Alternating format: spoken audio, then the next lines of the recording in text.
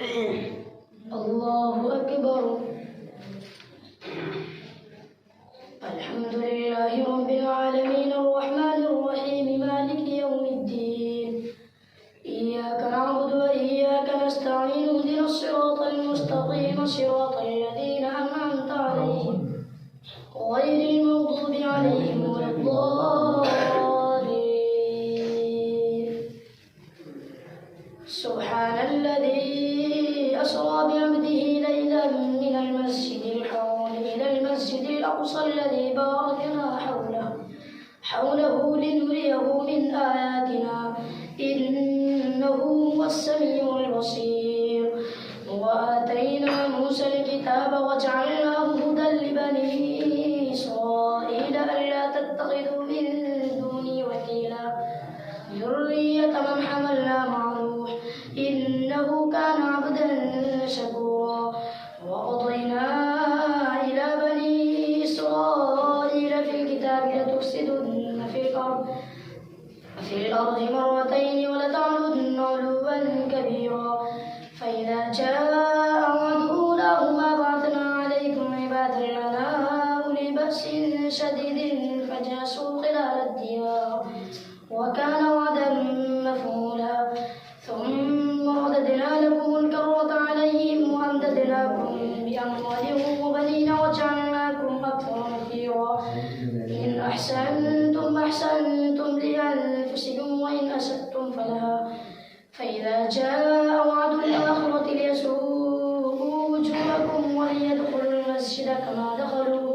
كما دخلوه أول مرة وليتبعوا ما علوا تتبيرا. عسى ربكم أن يرحمكم وإن عدتم عدنا وجعلنا جهنم للكافرين حصيرا. إن هذا القرآن يهدي للتي هي أقوم ويبشر المؤمنين الذين يعملون الصالحات أن لهم أجرا كبيرا وأن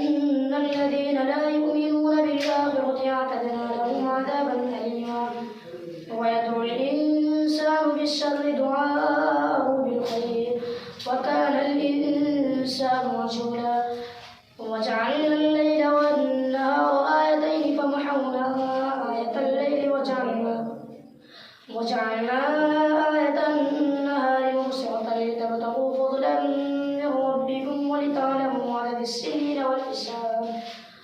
وكل شيء فصلناه تفصيلا. وكل إنسان ألزمناه طائره في عنقه ونخرج له يوم القيامة كتابا يلقاه منشورا. اقرأ كتابك كفى بنفسك اليوم عليك حسيبا. من اهتدى فإنما يهتدي لنفسه ومن ضل فإنما يضل عليها ولا تزر وازرة وزر أخرى وما كنا معذبين حتى نبعث رسولا. وإذا أردنا أن نهلك قرية أمرنا مترفيها ففسقوا فيها فحق عليها القول فدمرناها تدميرا. وكم أهلكنا من القرون من بعد نوح وكفى بربك بذنوب عباده خبيرا بصيرا. من كان يريد العاجلة عجلنا له فيها ما نشاء لمن نريد ثم جعلنا له جهنم يصلاها مذموما مدحورا. ومن أراد الآخرة وسعى لها سعيها وهو مؤمن فأولئك كان سعيهم مشكورا. كلا نمد هؤلاء وهؤلاء من عطاء ربك وما كان عطاء ربك محظورا. انظر كيف فضلنا بعضهم على بعض وللآخرة أكبر درجات وأكبر تفضيلا.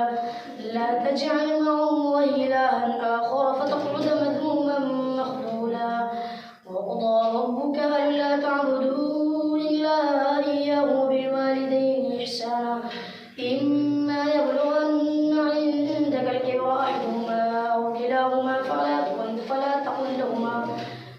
تقل لهما أف ولا تنهرهما وقل لهما قولا كريما واخفض لهما جناح صغيرا ربكم أعلم بما في نفوسكم إن تكونوا صالحين فإنه كان للأوابين غفورا وآت ذا القربى حقه والمسكين وابن السبيل ولا تبذر تبذيرا إن المبذرين كانوا إخوان الشياطين وكان الشيطان لربه كفورا وإما تعرضن عنه ابتغاء رحمة من ربك ترجوها فقل لهم قولا ميسورا ولا تجعل يدك مغلولة إلى عنقك ولا تبسطها كل البسط فتقعد ملوما محسورا إن ربك يبسط الرزق لمن يشاء ويقدر إنه كان بعباده خبيرا بصيرا ولا تقتلوا أولادكم من إملاق نحن نرزقهم وإياكم إن قتلهم كان خطأ كبيرا ولا تقتلوا أولادكم خشية إملاق نحن نرزقهم وإياكم إن قتلهم كان خطأ كبيرا ولا تقربوا الزنا إنه كان فاحشة وساء سبيلا ولا تقتلوا النفس التي حرم الله إلا بالحق ومن قتل مظلوما فقد جعلنا لوليه سلطانا فلا يسرف في القتل إنه كان منصورا ولا تقربوا مال اليتيم إلا بالتي هي أحسن حتى يبلغ أشده وأوفوا بالعهد إن العهد كان مسؤولا وأوفوا الكيل إذا كلتم وزنوا بالقسطاس المستقيم ذلك خير وأحسن تأويلا ولا تقف ما ليس لك به علم إن السمع والبصر والفؤاد كل أولئك كان عنه مسؤولا ولا تمش في الأرض مرحا إنك لن تخرق الأرض ولن تبلغ الجبال طولا كل ذلك كان سيئه عند ربك مكروها ذلك مما أوحى إليك ربك من الحكمة ولا تجعل مع الله إلها آخر فتلقى في جهنم ملوما مدحورا أفأصفاكم ربكم بالبنين واتخذ من الملائكة إناثا إنكم لتقولون قولا عظيما ولقد صرفنا في هذا القرآن ليذكروا وما يزيدهم إلا نفورا قل لو كان معه آلهة كما يقولون إذا لابتغوا إلى ذي العرش سبيلا سبحانه وتعالى عما يقولون علوا كبيرا تسبح له السماوات السبع والأرض ومن فيهن وإن من شيء إلا يسبح بحمده ولكن لا تفقهون تسبيحهم إنه كان حليما غفورا وإذا قرأت القرآن جعلنا بينك وبين الذين لا يؤمنون بالآخرة حجابا مستورا وجعلنا على قلوبهم أكنة أن يفقهوا وفي آذانهم وقرا وإذا ذكرت ربك في القرآن وحده ولوا على أدبارهم نفورا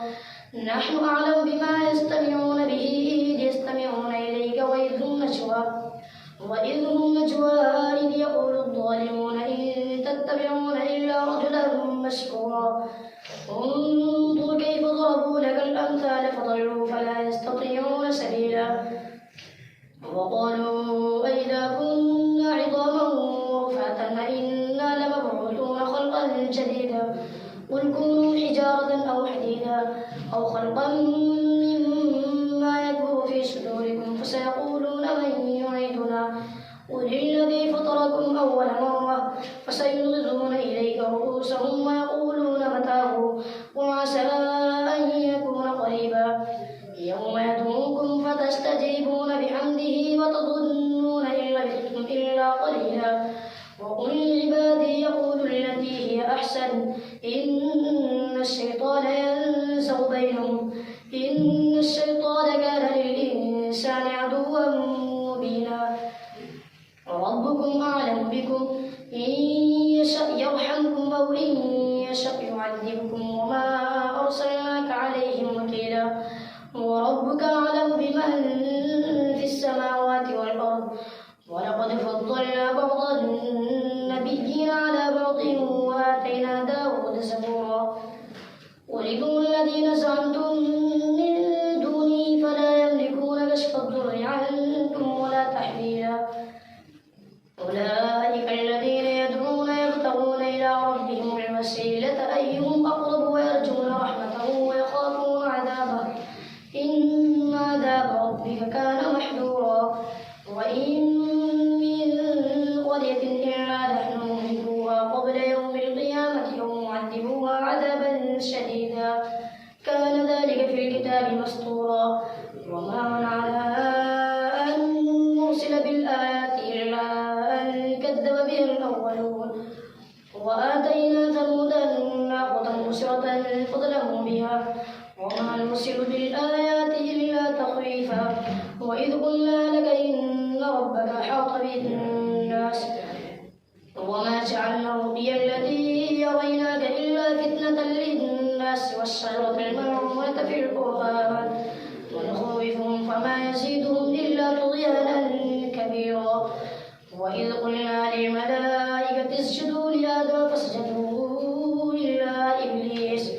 قال أسجد لمن خلقت طينا قال أرأيتك هذا الذي كرمت علي لئن أخرتني إلى يوم القيامة لأحترقن ذريته إلا قليلا وقال اذهب فمن تبعك منهم فإن جهنم جزاؤكم جزاء موفورا واستفزز من استطعت منهم بصوتك واجلب عليهم بخيلك ورجلك وشاركهم في الأموال والأولاد وعدهم وما يعدهم الشيطان إلا غرورا إن عبادي ليس لك عليهم سلطان وكفى بربك وكيلا ربكم الذي يزجي لكم الفلك في البحر لتبتغوا من فضله إنه كان بكم رحيما وإذا مسكم الضر في البحر ضل من تدعون إلا إياه فلما نجاكم إلى البر أعرضتم كان الإنسان كفورا أفأمنتم أن يخسف بكم جانب البر أو يرسل عليكم حاصبا ثم لا تجدوا لكم وكيلا أم أمنتم أن يعيدكم فيه تارة أخرى فيرسل عليكم قاصفا من الريح فيغرقكم بما كفرتم ثم لا تجدوا لكم علينا به تبيعا ولقد كرمنا بني آدم وحملناهم في البر والبحر ورزقناهم من الطيبات وفضلناهم على كثير ممن خلقنا تفضيلا يوم ندعو كل أناس بإمامهم فمن أوتي كتابه بيمينه فأولئك يقرؤون كتابهم ولا يظلمون فتيلا ومن كان في هذه أعمى فهو في الآخرة أعمى وأضل سبيلا وإن كادوا ليفتنونك عن الذي أوحينا إليك لتفتري علينا غيره وإذا لاتخذوك خليلا ولولا أن ثبتناك لقد كدت تركن إليهم شيئا قليلا إذا لذقناك ضعف الحياة وضعف الممات ثم لا تجد لك علينا نصيرا وإن كادوا ليستفزونك من الأرض ليخرجوك منها وإذا لا يلبثون خلافك إلا قليلا سنة من قد أرسلنا قبلك من رسلنا ولا تجد لسنتنا تحويلا أقم الصلاة لدلوك الشمس إلى غسق الليل وقرآن الفجر إن قرآن الفجر كان مشهودا ومن الليل فتهجد به نافلة لك عسى أن يبعثك ربك مقاما محمودا وقل رب أدخلني مدخل صدق وأخرجني مخرج صدق واجعل لي من لدنك سلطانا نصيرا وقل جاء الحق وزهق الباطل إن الباطل كان زهوقا وننزل من القرآن ما هو شفاء ورحمة للمؤمنين ولا يزيد الظالمين إلا خسارا وإذا أنعمنا على الإنسان أعرض ونأى بجانبه وإذا مسه الشر كان يئوسا قل كل يعمل على شاكلته فربكم أعلم بمن هو أهدى سبيلا ويسألونك عن الروح قل الروح من أمر ربي وما أوتيتم من العلم إلا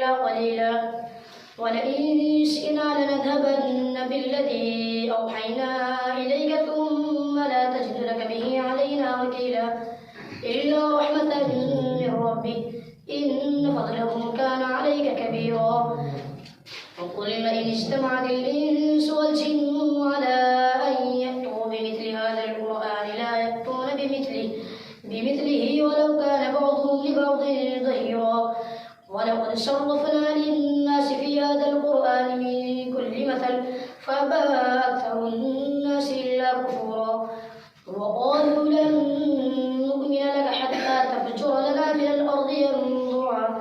أو تكون لك جنة من نخيل وعنب فتفجر الأنهار خلالها تفجيرا أو تسقط السماء كما زعمت علينا كسفا أو تأتي بالله والملائكة قبيلا أو يكون لك بيت من زخرف أو ترقى في السماء ولن نؤمن لرقيك حتى تنزل علينا كتابا نقرأه قل سبحان ربي هل كنت إلا بشرا رسولا. وما منع الناس أن يؤمنوا إذ جاءهم الهدى إلا أن قالوا أبعث الله بشرا رسولا. قل لو كان في الأرض ملائكة يمشون مطمئنين لنزلنا عليهم من السماء ملكا رسولا. قل كفى بالله شهيدا بيني وبينكم إنه كان بعباده خبيرا بصيرا. من يهد الله فهو المهتد ومن يضلل فلن تجد لهم أولياء من دونه ونحشرهم يوم القيامة على وجوههم عميا وبكما وصما مأواهم جهنم كلما خبت زدناهم سعيرا. ذلك جزاؤهم بأنهم كفروا بآياتنا وقالوا وإذا كنا عظاما رفاتا أئنا لمبعوثون خلقا جديدا. أولم يروا أن الله الذي خلق السماوات والأرض قادر على أن يخلق مثلهم وجعل لهم أجلا لا ريب فيه فأبى الظالمون إلا كفورا. قل لو أنتم تملكون خزائن رحمة ربي إذا لأمسكتم خشية الإنفاق وكان الإنسان قتورا. الله أكبر.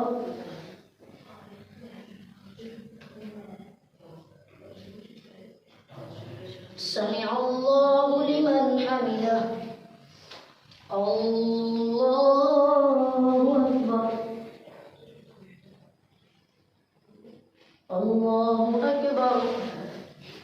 الله أكبر.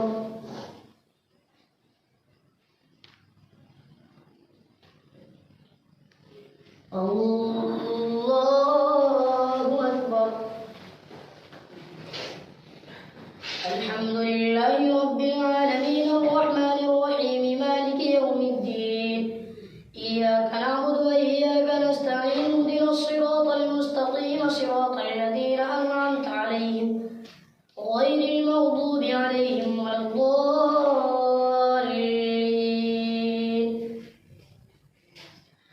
ولقد آتينا موسى 9 آيات بينات فاسأل بني إسرائيل إذ جاءهم فقال له فرعون إني لأظنك يا موسى مسحورا. قال لقد علمت ما أنزل هؤلاء إلا رب السماوات والأرض بصائر وإني لأظنك يا فرعون مثبورا. فأراد أن يستفزهم من الأرض فأغرقناه ومن معه جميعا. وقلنا من بعده لبني إسرائيل اسكنوا الأرض فإذا جاء وعد الآخرة جئنا بكم لفيفا وبالحق أنزلناه وبالحق نزل وما أرسلناك إلا مبشرا ونذيرا وقرآنا فرقناه لتقرأه على الناس على مكث ونزلناه تنزيلا. قل آمنوا به أو لا تؤمنوا إن الذين أوتوا العلم من قبله إذا يتلى عليهم يخرون للأذقان سجدا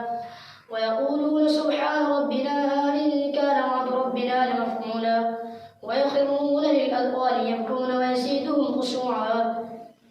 الله أكبر. الله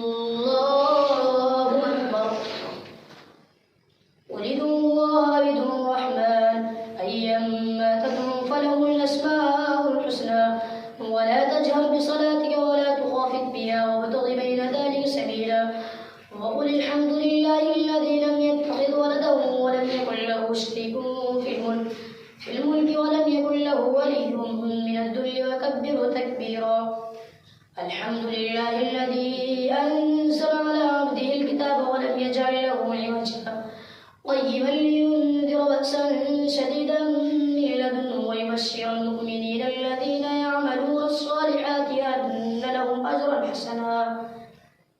ماكثين فيه أبدا وينذر الذين قالوا اتخذ الله ولدا ما لهم به من علم ولا لآبائهم كبرت كلمة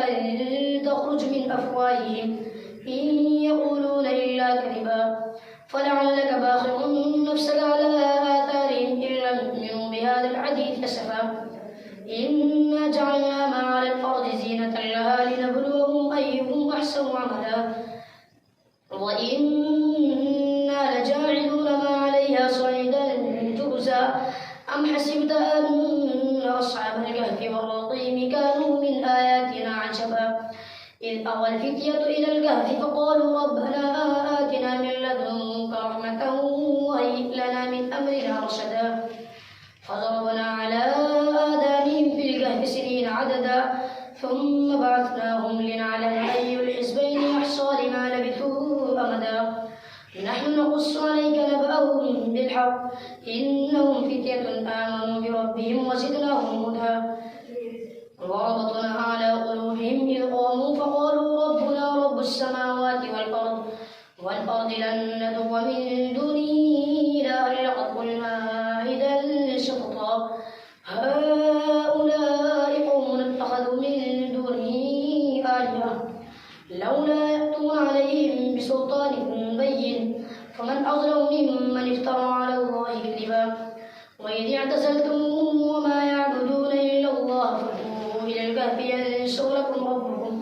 ربكم من رحمته ويهيئ لكم من أمركم مرفقا وترى الشمس إذا طلعت تزاور عن كهفهم ذات اليمين وإذا غربت تقرضهم ذات الشمال وهم في فجوة منه ذلك من آيات الله من يهد الله فهو المهتد ومن يضلل فلن تجد له وليا مرشدا وتحسبهم أيقاظا وهم رقود ونقلبهم ذات اليمين وذات الشمال وكلبهم باسط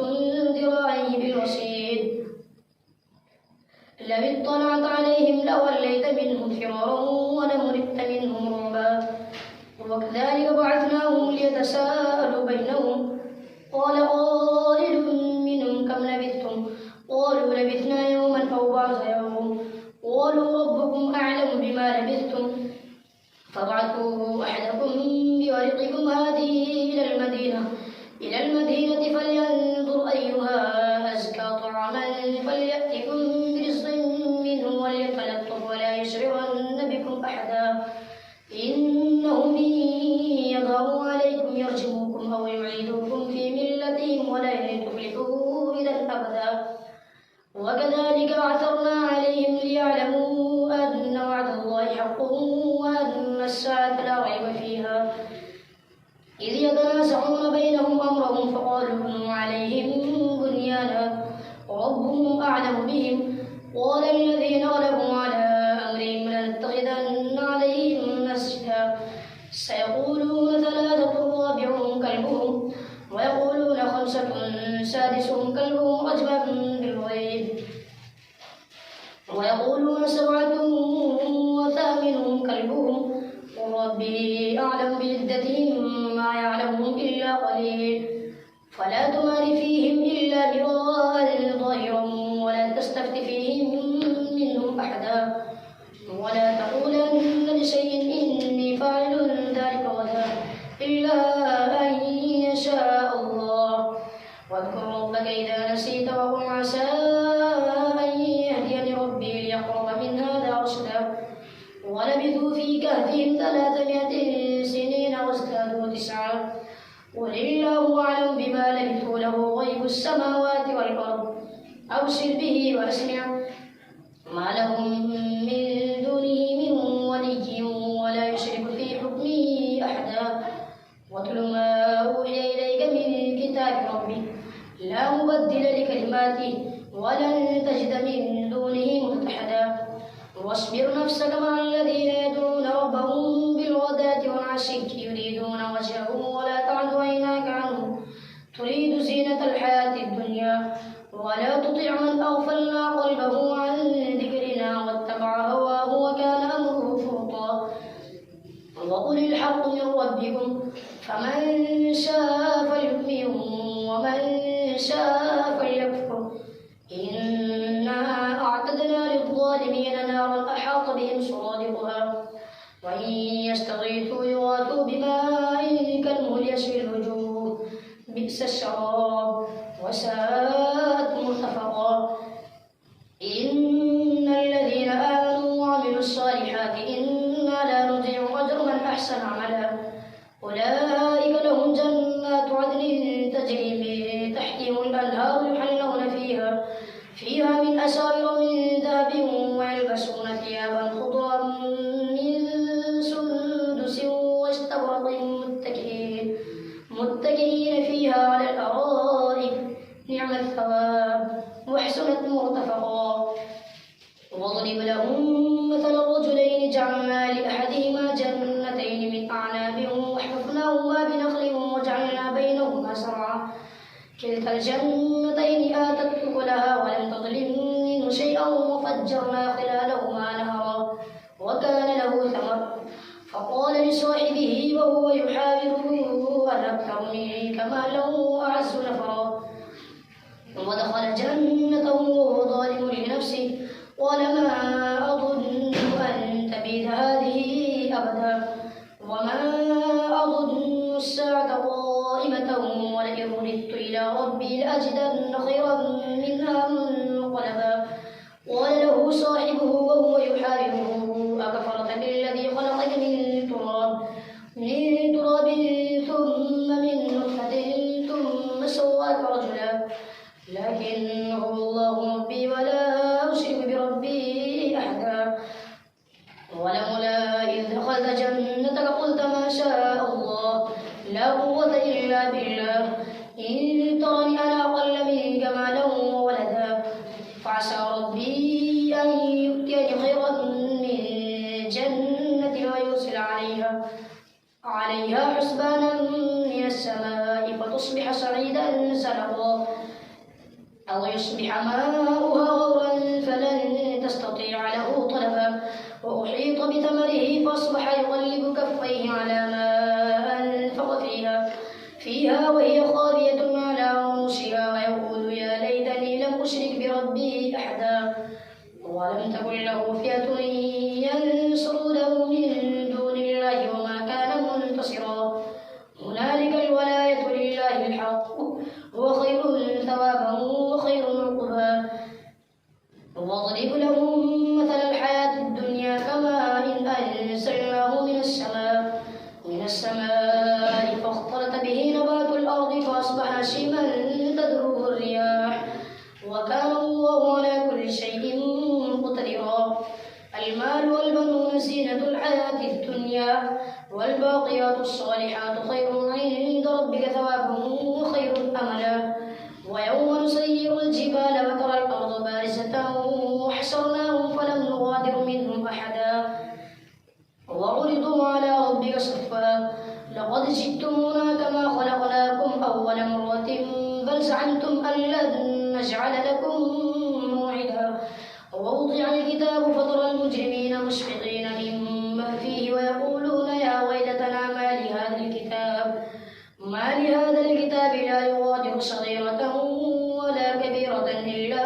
أحصاها ووجدوا ما عملوا حاضرا ولا يظلم ربك أحدا وإذ قلنا للملائكة اسجدوا لآدم فاسجدوا إلا إبليس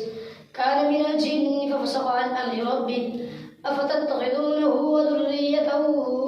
أولياء من دوني وهم لكم عدو بئس للظالمين بدلا ما أشهدتم خلق السماوات والأرض ولا خلق أنفسهم وما كنت متخذ المضلين عضدا ويوم يقول نادوا شركائي الذين زعمتم فدعوهم فلم يستجيبوا لهم وجعلنا بينهم موبقا ورأى المجرمون النار فظنوا أنهم مواقعوها ولم يجدوا عنها مصرفا ولقد صرفنا في هذا القرآن للناس من كل مثل أكثر شيء جدلا وما منع الناس أن يؤمنوا إذ جاءهم الهدى ويستغفروا ربهم إلا أن تأتيهم سنة الأولين أو يأتيهم العذاب قبلا وما نرسل المرسلين إلا مبشرين ومنذرين ويجادل الذين كفروا بالباطل ليدحضوا به الحق واتخذوا آياتي وما أنذروا هزوا ومن أظلم ممن ذكر بآيات ربه فأعرض عنها ونسي ما قدمت يداه إنا جعلنا على قلوبهم أكنة أن يفقهوه وفي آذانهم وقرا وإن تدعوهم إلى الهدى فلن يهتدوا إذا أبدا وربك الغفور ذو الرحمة لو يؤاخذهم بما كسبوا لعجل لهم العذاب بل لهم موعد لن يجدوا من دونه موئلا وتلك القرى أهلكناهم لما ظلموا وجعلنا لمهلكهم موعدا وإذ قال موسى لفتاه لا أبرح حتى أبلغ مجمع البحرين أو أمضي حقبا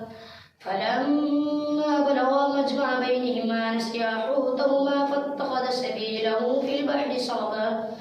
فلما جاوزا قال لفتاه آتنا غداءنا لقد لقينا من سفرنا هذا نصبا قال أرأيت إذا وإنا إلى الصخرة فإني نسيت الحوت وما أنسانيه إلا الشيطان أن أذكره واتخذ سبيله في البحر عجبا قال ذلك ما كنا نبغي فارتدا على آثارهما قصصا فوجدا عبدا من عبادنا آتيناه رحمة من عندنا وعلمناه من لدنا علما قال له موسى هل أتبعك على أن تعلمني مما علمت رشدا قال إنك لن تستطيع معي صبرا وكيف تصبر على ما لم تحط به خبرا قال ستجدني إن شاء الله صابرا ولا أعصي لك أمرا قال فإن اتبعتني فلا تسألني عن شيء حتى أحدث لك منه ذكرا فانطلقا حتى إذا ركبا في السفينة خرقا قال أخرقتها لتغرق أهلها لقد جئت شيئا إمرا قال ألم أقل إنك لن تستطيع معي صبرا قال لا تؤاخذني بما نسيت ولا ترهقني من أمري عسرا فانطلقا حتى إذا لقيا غلاما فقتله قال أقتلت نفسا زكية بغير نفس لقد جئت شيئا نكرا الله أكبر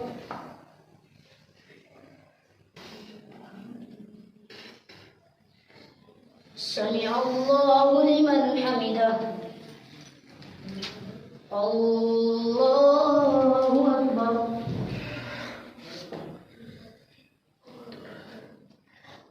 الله أكبر الله أكبر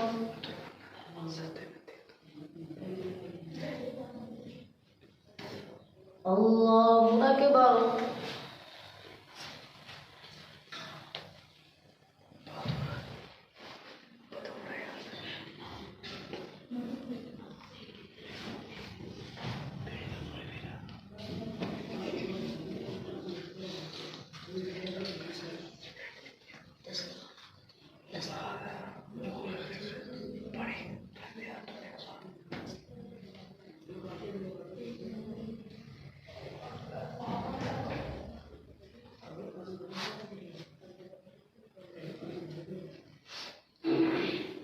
السلام